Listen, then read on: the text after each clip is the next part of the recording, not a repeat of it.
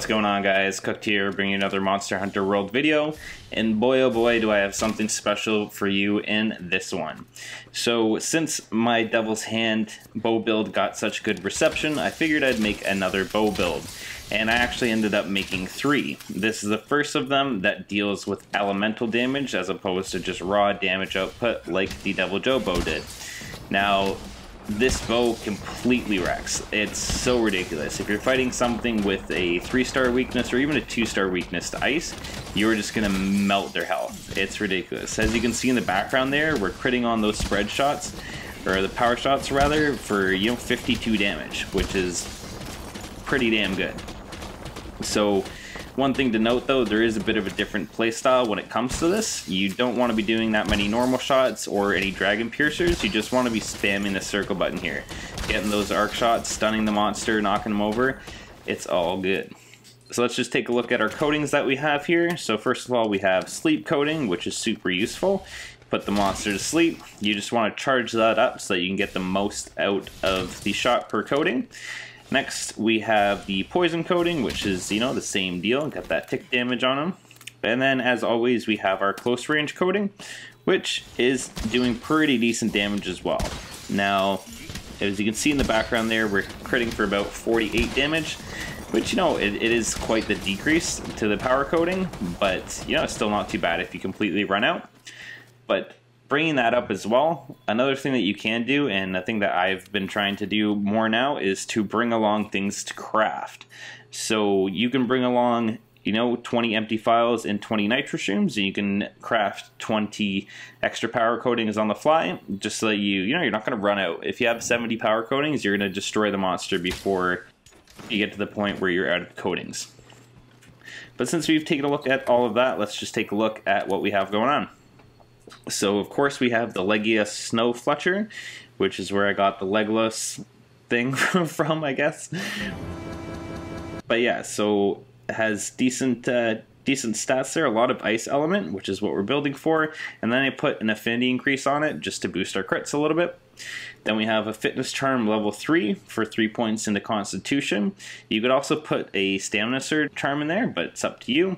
Then we have our Rathalos Helm Beta for 2 points into attack boost. We've got our Rathalos Mail Beta for 2 points into weakness exploit. And then we have Kaiser Vambrace Beta for another point into weakness exploit. Kushala Cocoon Beta for 2 points into ice attack. And lastly here we have our Lavasioth Greaves Beta for the spread/power shots. And as far as the mantles go, you can kind of run whatever you want. So let's just take a look at the decorations. We have Frost Jewel, 2 of those slotted in to give us level 4 ice attack, which is where the weapon maxes out at. So any more, ice attack put into the build is going to be wasted. So we just have those 2 slotted in there. And then we have a critical jewel slot in here, but you can change that to something else. It's kind of a flex spot, but I'll go over that in just a second. We've got 2 attack jewels and our mighty bow jewel. So as far as this slot goes, you can put whatever you want. You can put paracoating if you want to, get another status. You can put the critical jewel. You can put in Mind's Eye. You can put in physique jewel, refresh jewel. Any of those things would work pretty well. I think it just depends more on kind of what your playstyle is and what you're going for. But I just left in the critical boost to do a little bit more damage. So taking a look at the stats here, we have 212 attack. We've got 15% affinity, which gets boosted to 65 with the weakness exploit, and then 510 maxed out ice element, which is nuts. And that is also amplified by Rathalos Mastery. So our elemental damage is boosted when we crit. Very nice. Then we have our attack boost level 4, giving us plus 12 attack and 5% affinity. Ice attack level 4, giving us plus 5% and a bonus 100 to our ice attack, maxing that out. We've got our weakness exploit level 3, giving us 50% affinity when hitting a weak spot. Constitution level 3, giving us reduced stamina depletion. And then we have spread shots/power shots, critical boost level 1, and lastly our trusty bow charge plus. the bow charge. So yeah, this build does a lot of great damage. Another thing I forgot to mention there is you don't want to be doing dragon piercers that much with this build. And by that much, really at all.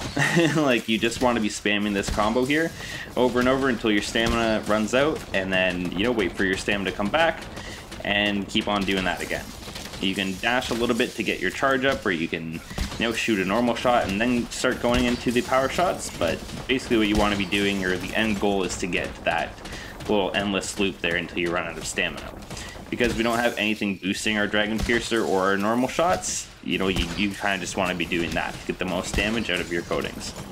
The other thing to note too is the arc shot doesn't consume a coating, so it's, you know, it's another good way to be putting out damage because you're getting that KO on the monster and he gets knocked over a lot, and that's really nice for you to just get in there and, you know, keep on shooting those power shots at him.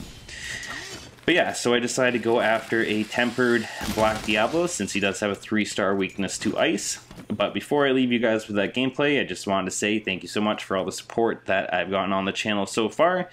We're almost at 100 subs. I'm hoping to get there hopefully within the next week or so. That would be super appreciated. And if you did enjoy the video, consider leaving a like and subscribing, but more importantly sharing, so that we can get all this tasty content out to other people in the Monster Hunter world. So again, thank you so much. This has been Cook, and I'll see you all in the next tasty episode.